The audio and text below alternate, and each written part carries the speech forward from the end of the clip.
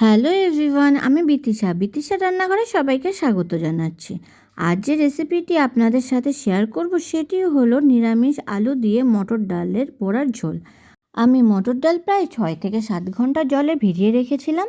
এবার মটর ডাল 4 থেকে 5টা কাঁচা লঙ্কা দিয়ে বেটে নেব। একটি পাত্রে মটর ডাল বাটা নিয়ে তাতে পরিমাণ মতো লবণ, পরিমাণ মতো হলুদ, হাফ চামচ কালো জিরে দিয়ে ভালোভাবে মেখে নেব।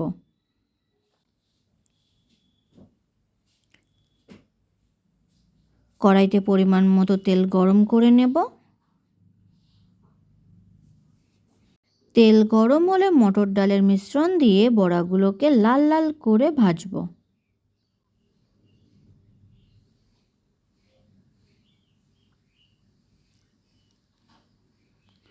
বড়াগুলো ভাজা হলে তুলে নেব।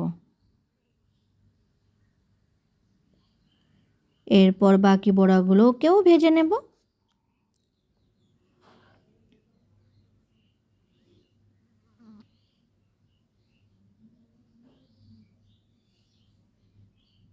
দুই পিঠ লাল লাল হলে তুলে নেব।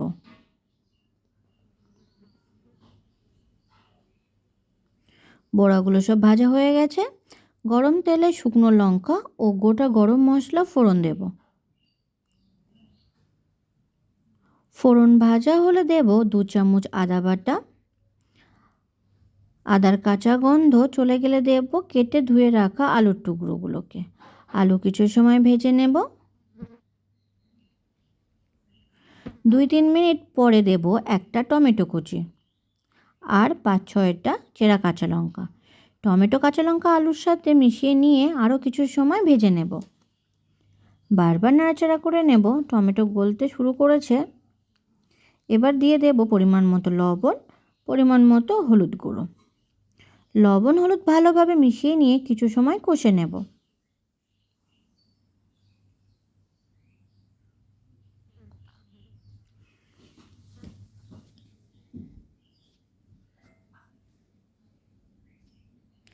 টমেটো গলে গেছে। এবার দেব 2 চামচ জিরে গুঁড়ো, 1 চামচ ধনে গুঁড়ো, হাফ চামচ মরিচ গুঁড়ো, হাফ চামচ শুকনো লঙ্কার গুঁড়ো। সব গুঁড়ো মশলা ভালোভাবে আলুর সাথে মিশিয়ে নেব। অল্প পরিমাণে জল দিয়ে কিছু সময় কষে নেব। দিয়ে দেব অল্প পরিমাণে চিনি। চিনি দিয়ে আরও 2 থেকে 3 মিনিট কষিয়ে নেব। এবার দিয়ে দেব পরিমাণ মতো গরম জল। ঝোলটা একটু নাড়াচাড়া করে সেদ্ধ হওয়ার জন্য ঢাকনা দিয়ে ঢেকে দেব।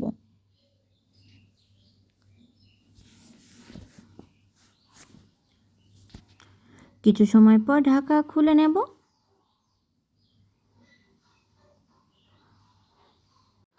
ঝোল একটু নাড়াচাড়া করে ফুটতে দেব। ঝোল ভালোভাবে ফুটছে।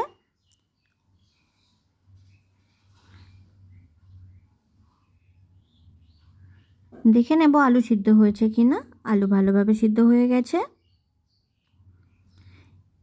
এবার দেব ভেজে রাখা মটর ডালের বড়া। ডালের বড়াগুলো ঝোলের সাথে মিশিয়ে নিয়ে ঢাকা দিয়ে আরও কিছু সময় ফুটতে দেব।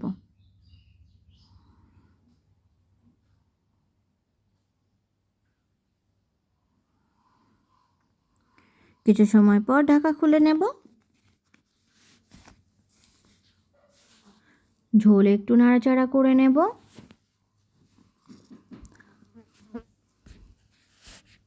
আরও কিছু সময় ফুটতে দেব।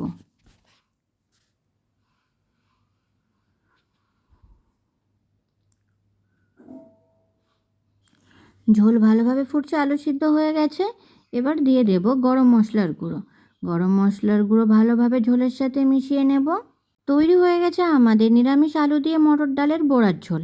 ভিডিওটি কেমন হয়েছে অবশ্যই কমেন্ট করে জানাবেন। আর ভিডিও যদি আপনাদের ভালো লেগে থাকে তাহলে চ্যানেলটিকে সাবস্ক্রাইব করতে একদম ভুলবেন না। ধন্যবাদ।